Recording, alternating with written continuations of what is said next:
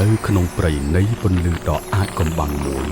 ត្បូងមរកតបានបញ្ចេញរស្មីដ៏ត្រចះត្រចង់ដល់ធម្មជាតិព្រមទាំងជីវិតទាំងឡាយពីជម្រៅនៃធម្មជាតិត្បូងដែលមានអាយុកាលរាប់ឆ្នាំបានផុសឡើងបង្កើតជាពន្លឺនៃក្តីសង្ឃឹមនិងភាពរីកចម្រើនពន្លឺដ៏ភ្លឺចិញ្ចាចនេះបានបំភ្លឺផ្លូវទៅកាន់ភូមិឋានដ៏ស្រស់ត្រកាលហើយបានក្លាយជាទីឋានដ៏ត្រជាក់ត្រជុំសម្រាប់គ្រួសារដែលពោរពេញទៅដោយភាពសុខក្សេមក្សាន្តនិងសុភមង្គល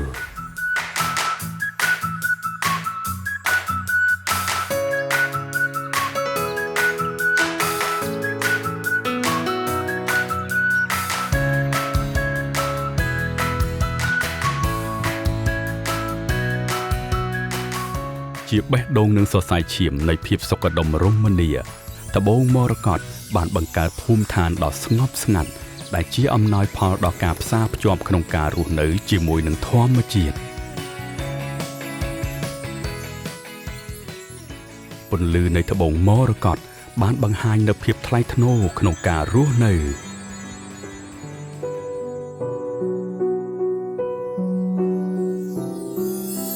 ភាពអស្ចារ្យក្នុងការបំផុសគំនិតយ៉ាងពិសេស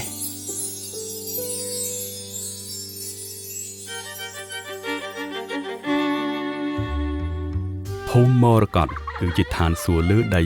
ដែលផ្ដល់នូវស្នាមញញឹមនិងភាពរីកចម្រើនក្នុងសហគមន៍ប្រកបដោយភាពស៊ីវិល័យនិងសុខសុវត្ថិភាពសម្រាប់មនុស្សគ្រប់ជំនាន់ទន្ទឹមនឹងនោះផងដែរភូមិឋានដ៏ល្អផូរផង់មួយនេះក៏ហ៊ុំព័ទ្ធទៅដោយទីតាំងពាណិជ្ជកម្មដ៏សម្បូរបែបពោរពេញទៅដោយភាពទំនើបទាន់សម័យសូមស្វាគមន៍មកកាន់គម្រោងភូមិមរកតភូមិឋានដ៏ត្រចះត្រចង់សម្រាប់លោកអ្នក